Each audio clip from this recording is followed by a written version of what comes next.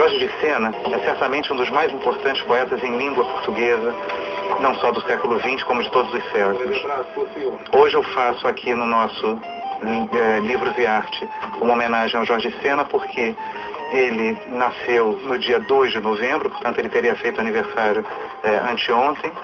Ele é um poeta português, nasceu em Lisboa, e é um poeta que, para além da força da sua poesia e da importância da sua obra, que é uma obra absolutamente multifacetada, Jorge Sena foi um poeta que escreveu abundantemente, não só poesia, como ensaio, como romance, como conto, teatro.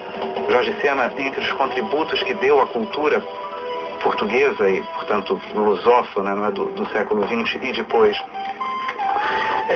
inclui-se o de ter sido o primeiro leitor de Camões que conseguiu tratar o grande poeta da língua portuguesa como um grande poeta e não como uma figura institucional, não como um mero monumento cultural, mas sim como um poeta, e um poeta na dissidência, né? Portanto, um poeta cujo discurso é um discurso baseado sobretudo na contradição e na crítica.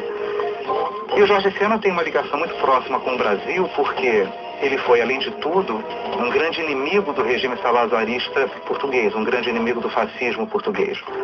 E o Jorge Sena, num certo momento da sua história, em virtude de circunstâncias políticas e do seu país, vê-se obrigado a migrar para o Brasil, vem viver no Brasil, onde se torna professor em Assis e em Araraquara.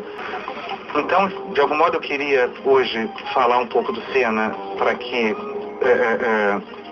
essa data do seu aniversário, né, do Sena nasceu em 2 de novembro de 1919, não passasse completamente desapercebida. Eu queria encerrar essa participação no nosso Livros e Arte de hoje, lendo um poema do Jorge Sena.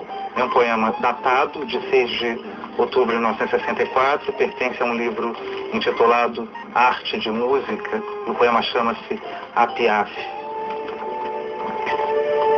Esta voz que sabia fazer-se canalha e rouca, ou docemente lírica e sentimental, ou tumultuosamente gritada para as fúrias santas do Sairá, ou apenas recitar meditativa, entoada dos sonhos perdidos, dos amores de uma noite que deixam uma memória gloriosa, e dos que só deixam anos seguidos a amargura e um vazio ao lado, nas noites desesperadas da carne saudosa que se não conforma de não ter tido plenamente a carne que atraiu.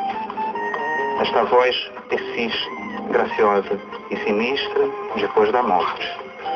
Como exatamente a vida que os outros continuam vivendo ante os olhos que se fazem garganta e palavras para dizerem não do que sempre viram, mas do que adivinham, nesta sombra que se estende luminosa por dentro das multidões solitárias que teimam em resistir, como melodias valsando suburbanas nas vielas do amor e do mundo.